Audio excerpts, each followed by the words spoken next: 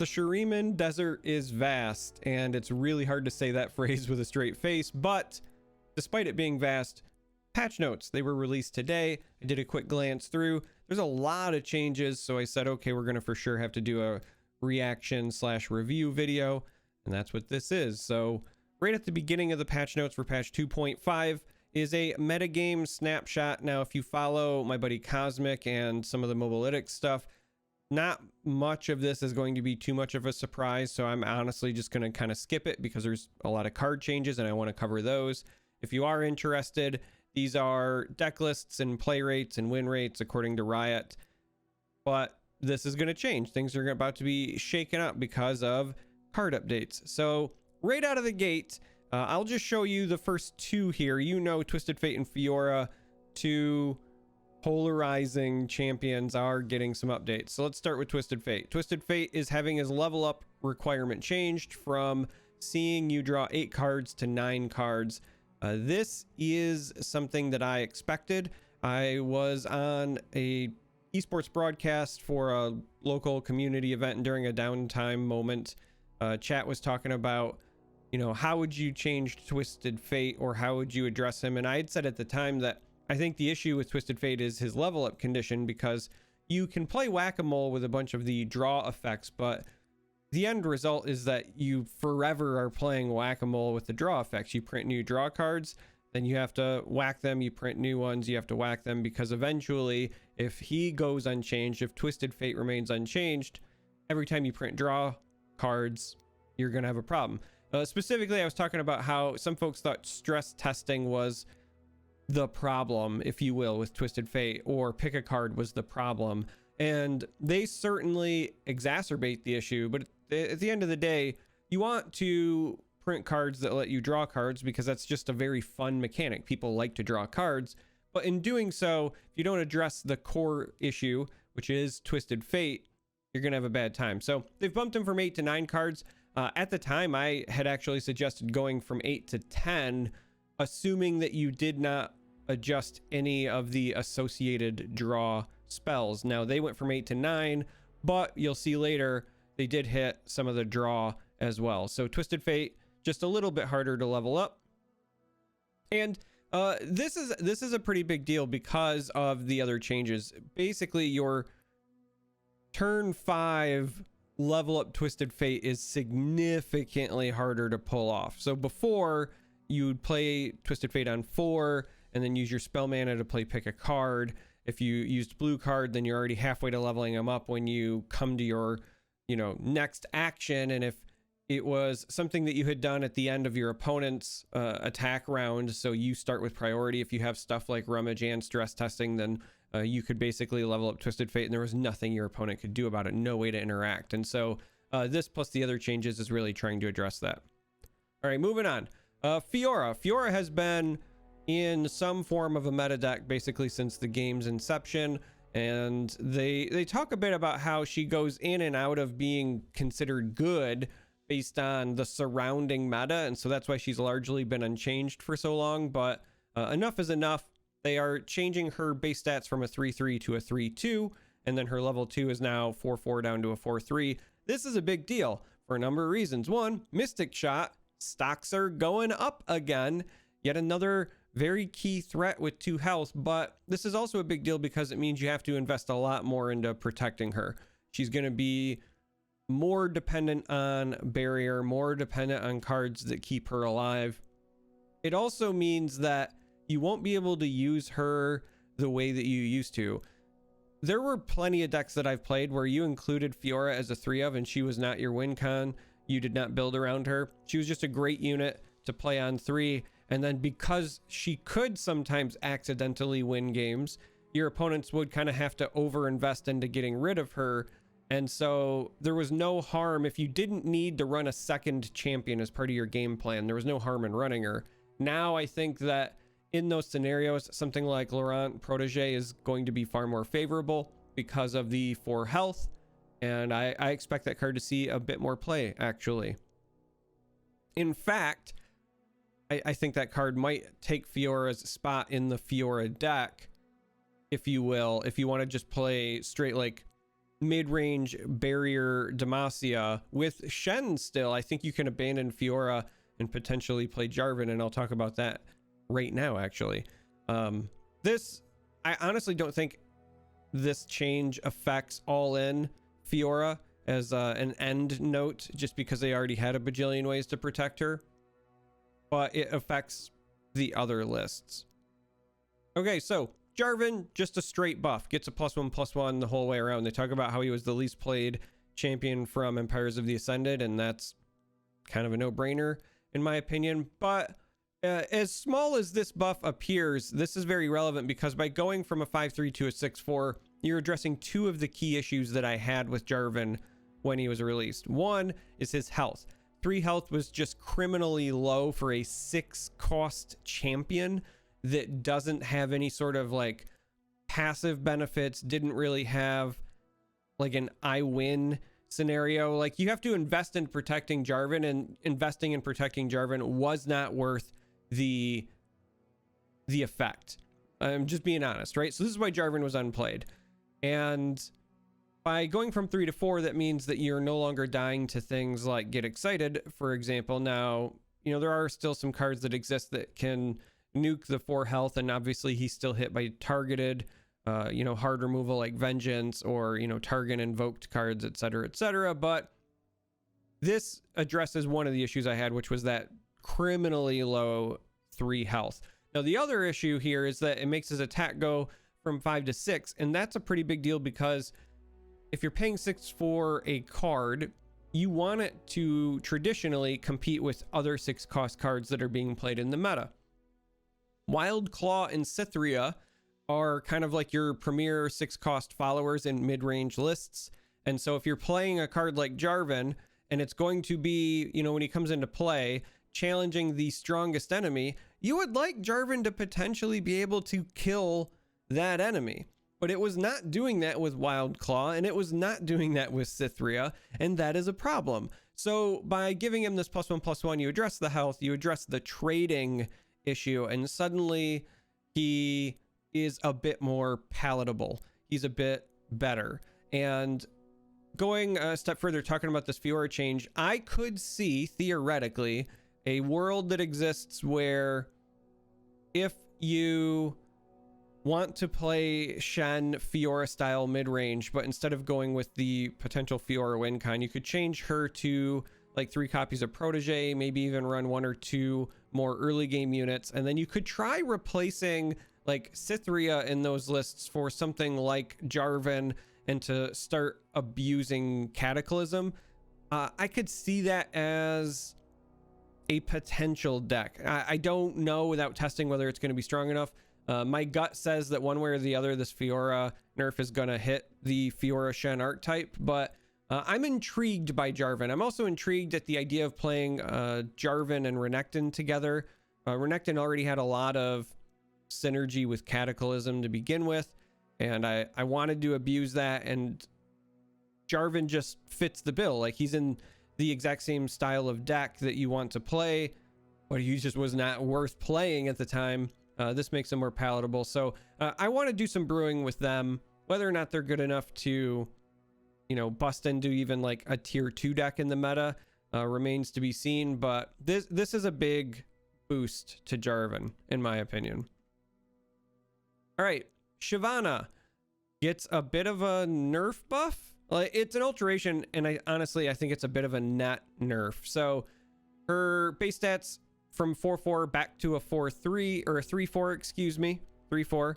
And same thing, level 2 is now a 4-5 instead of the 5-5, but she picks up the Fury keyword. Now, this is nice just because she was a dragon, and pretty much every other dragon in the game has Fury, but her, so it was a bit weird. It also meant that if you had something like Dragon Chow, for example, playing her meant that you only cycled the Dragon Chow, you didn't get the, you know, the bonus from the Fury. And so I think this changes to just kind of address those synergy issues, but it does hurt her aggressiveness a bit, and it slows down her ability to level up a bit. So I don't know. The Fury thematically makes sense, and I'm glad that they are readdressing things based on theme, but this, honestly, it feels kind of like a net nerf for a champion that wasn't seeing a ton of play, at least competitively or at higher ranks. Now, Lulu has also been just barren as far as play rates go, and so they're trying to buff Lulu. 2-3 to a 3-3, 3-4 to a 4-4. They mentioned that they want to reinforce some of Ionia's aggressive capabilities, which is interesting and a bit dangerous, because in the past, when you talk about Ionia aggressive decks, it's just been elusive. And certainly Lulu helps that game plan. If you play a 2-drop elusive into a Lulu, you know, buffing it into a 4-4, you start to really push damage. And now she is at least trading with other 3-drops, hopefully, with this 3-3 body. Now she still dies in that situation in all likelihood, but at least she's trading. I don't know if this is enough for her to see play. I might test it, but my gut reaction, my instinct is this probably still isn't good enough.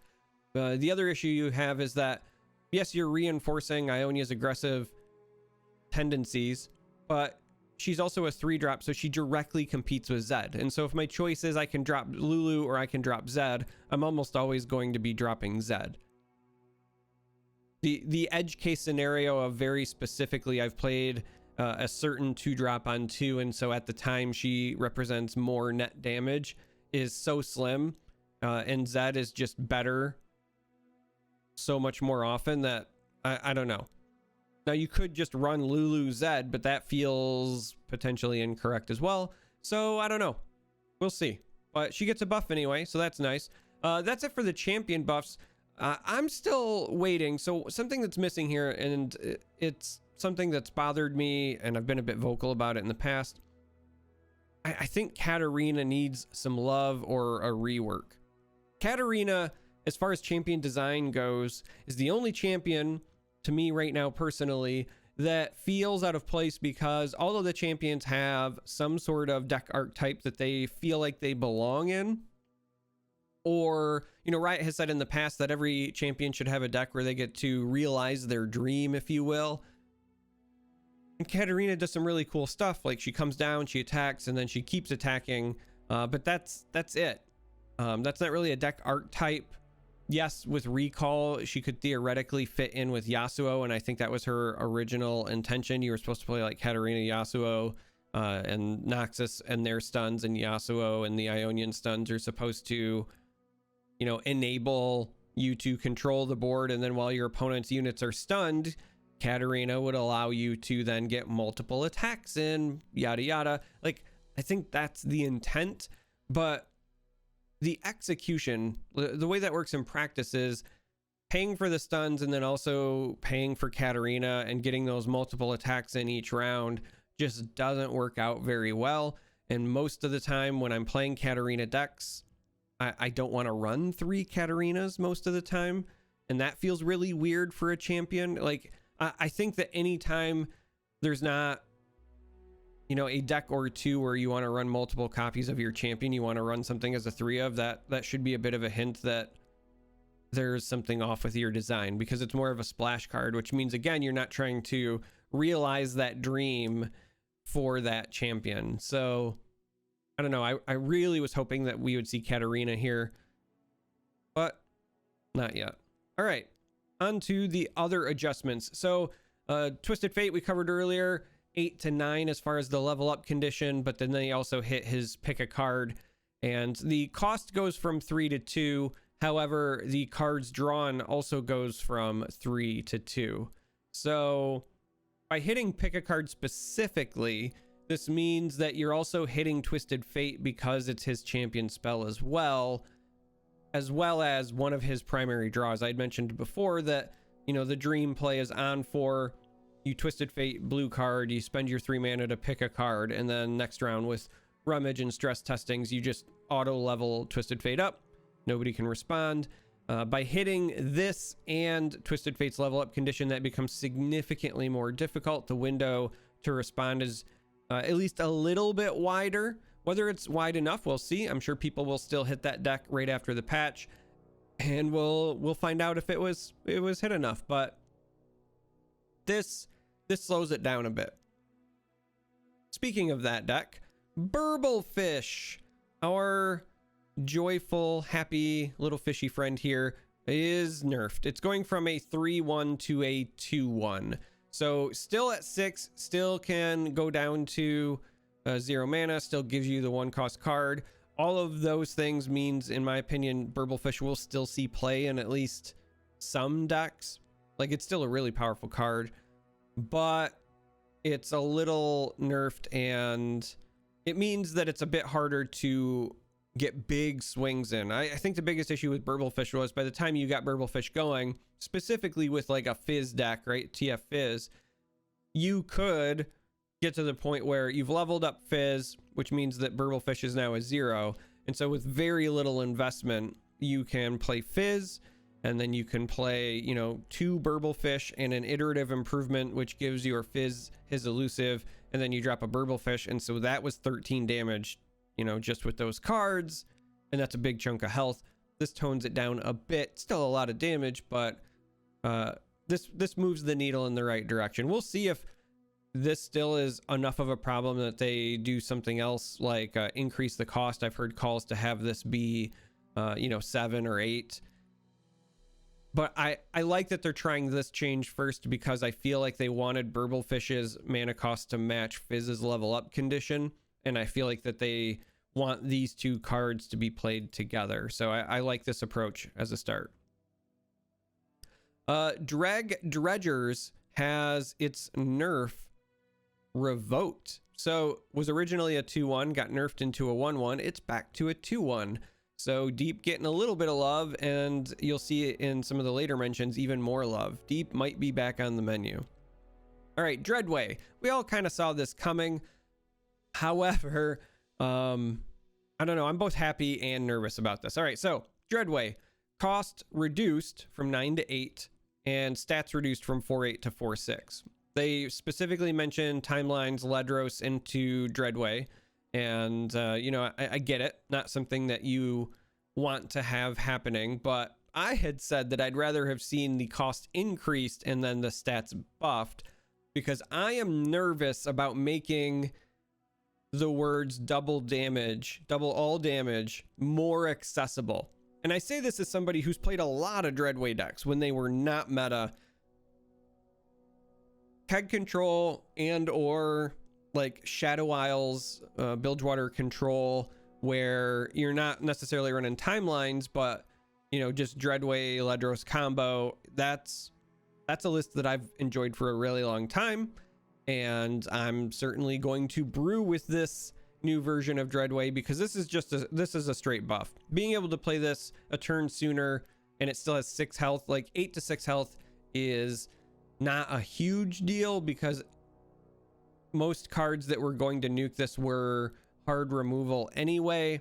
The health reduction really only matters for getting into combat, blocking, things like that. But you just made double all damage that much more accessible, and that has, in my opinion, a lot of implications. I'm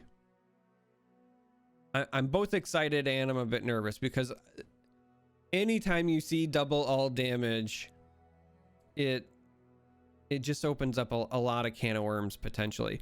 For example, like I could see this being played in certain decks where this is just meant to be a finisher. You could play this in aggressive decks on your top end, where maybe in the past you played Farron, and don't get me wrong, Farron still has a lot to like because of the overwhelm and the decimates, but being able to play Dreadway and then still attack with a Gangplank that was already on the board is a pretty big deal. Or any other overwhelm units, because they are doubling their damage, and that means they're doubling the damage and hitting the Nexus that much harder. Like, being able to combine Dreadway with overwhelm is a big deal. I know that a lot of people immediately think of the damage dealing effects. We're talking spells, skills, but Dreadway just doubles all damage. And so aggressive decks can certainly take advantage of that as well. Yeah, anyway, this is buffed. I'm gonna brew with it. It makes me a bit nervous. We'll see how bad it is. The other important thing about going down to 8 as well is that before you had to like play Dreadway on 9 and then try to Ledros on 10, but now you can do this on 8 and Ledros on 9, So that kind of speeds up the natural way to do it, and you can be a bit sneakier with this as well. So Shadow Assassin used to be a 2/2, got nerfed to a 1/2, and now they're reworking it to a 2/1. So again, they're trying to reinforce that old Ionia aggressive strategy. As I said before, in the past that meant elusives, and it looks like they want to make that a deck again. So we will see if this makes people happy or not, because in the past when elusive aggro was a top tier deck, a lot of folks were not very happy about it. But Shadow Assassin 2/1. Speaking of elusives, Fey Guide getting buffed 3/3 to a 3/4. This, I mean, if you were playing Fey Guide before, it was just because you wanted to get something massive in elusive. I don't think that this suddenly makes it more playable. I think the decks that were already playing Fey Guide still run the same number of Fey Guides, but hey, it's a buff. Rear Guard back to a 3/2. So it was a 3/2 for a long time, got nerfed to a 3/1, and then Shuriman came out and there was just a 3/1, and everyone was like, well, what about Rear Guard then, because that's a 3/1 that can't block. So this has been reverted. Rear Guard is back in its previous glory. Sea Scarab. So talking about deep earlier, and we got the Dredgers to be reverted to a 2/1. Sea Scarab is being buffed to a 2/3. This is now a 2-cost 2/3, which is solid stats with a very relevant effect for your deep decks, and it still has deep on it as well. This also makes it a little bit less of a low roll if you happen to hit this off of your slaughter docks.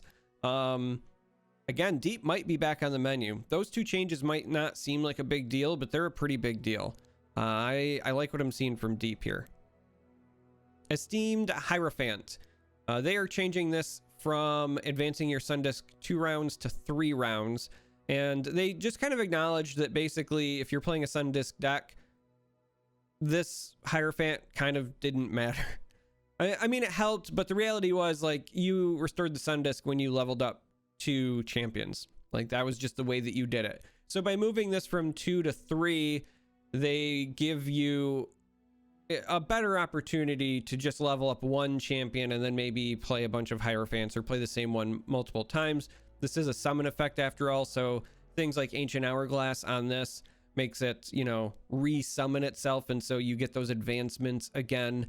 But again, the decks that ran this were already running 3 copies anyway, so this is just a bit of a buff to the mono Shuriman archetype. Callous Bone Crusher was a 6/3, goes to a 6/4, and this is a pretty big deal. I think this is going to make this playable, and you will now see this getting significantly more use. Just like Jarvan, I felt like the biggest issue with Bone Crusher was the 3 health, because not only does it die to things like Get Excited and other 3 damage effects, you know, Calibrum was a big threat previously. But on top of that, like, most of your 2 drops and a lot of your 3 drops and so on and so forth all have 3 attack. And so paying 4 for something that dies to a 2 drop just feels really bad. And yes, with Reputation, this can go down to a 2 drop, but even still, like, you had to go through the difficulty of getting Reputation to trigger just to pay 2 for this, for it to still die to, you know, a 3/2 2 drop. So making this go from a 6/3 to a 6/4 is, I think, great. I think it's a big deal, and I think that it will increase the playability of Bone Crusher by a lot. All right, Moon Weapons. All of them go from a 2-cost to a 3-cost.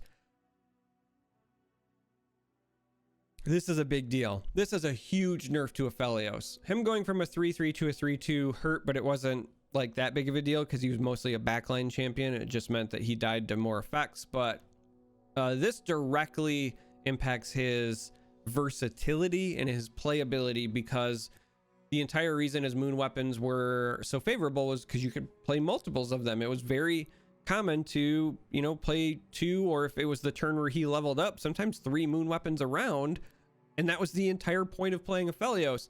Now taking these from 2 to 3 means you have to spend all of your spell mana to use them, so it slows down your ability to get the value from him, but it also slows down your ability to level him up because you're not churning through them guaranteed every round. Like, this is a big hit to Aphelios, on top of some more nerfs that you're gonna see. But this is a big hit to Aphelios, and it makes me a bit sad for the Moon Boy, because I really enjoy his versatility. I know that's a very hot button issue, but that's a big deal. I also think this nerf directly hits his playability with Lee Sin. I think you're going to see Zoe Lee Sin going back to being the better archetype, whereas before I felt like Aphelios Lee Sin was superior to the Zoe version. But this hurts. So Gifts from Beyond to help compensate for these going to a 3 cost is now down to a 1 cost. But again, like those going to 3 is a big deal. So I talked about, you know, this being a big nerf. Well, here's the other nerf. So Veiled Temple, we all knew this was going to get touched somehow, but it is being adjusted. So it now, each time you play 2 other cards, you still refill 2 mana, but your strongest ally gets +1/+0. This is also a pretty big nerf. So your mana manipulation is still there, but part of the reason that manipulation mattered at 2 was because you were using it to play your moon weapons, which cost 2. So you were getting basically a moon weapon for free every round, and that is not the case anymore.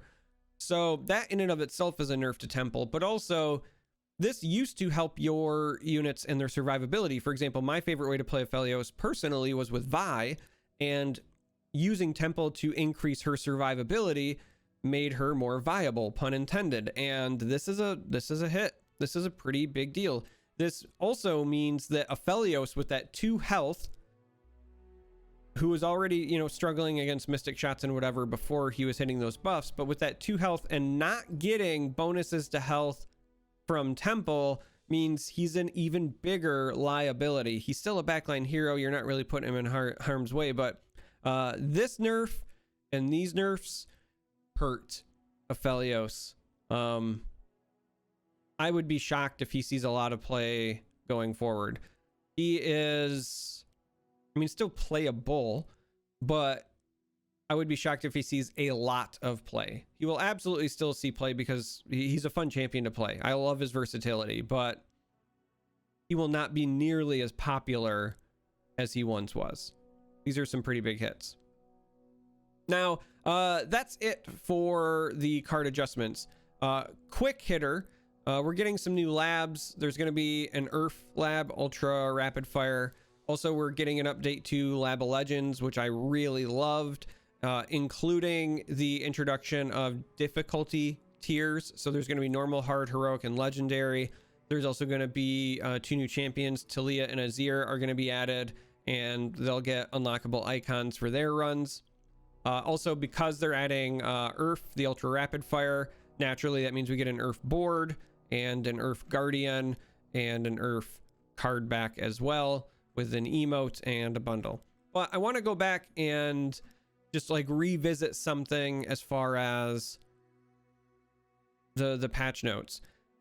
There's a lot of folks that were, rightfully so, upset with Targon as a region because it was just too versatile, and certainly there's some adjustments here, but they hard hit Aphelios versions of Targon, and that's really it.